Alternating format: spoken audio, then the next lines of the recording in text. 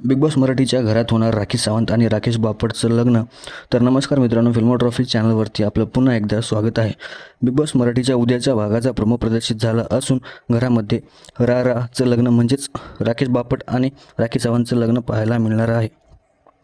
तर नेमका काय आहे हा प्रोमो आणि नेमकं काय घडणार उद्याच्या भाऊच्या धक्क्यावरती हे आपण या व्हिडिओद्वारे जाणून घेणार आहोत. त्यापूर्वी व्हिडिओला लाईक आणि चॅनलला सबस्क्राईब करायला विसरू नका.